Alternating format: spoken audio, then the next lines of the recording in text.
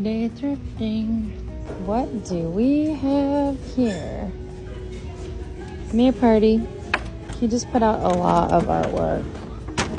That one's also cool. Hi.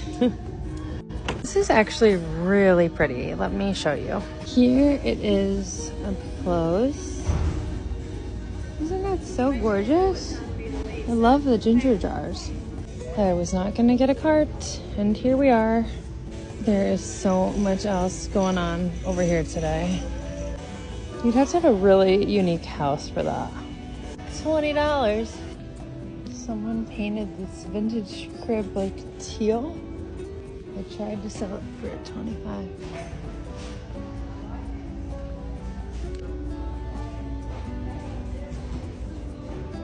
You know of anyone who needs a cereal dispenser?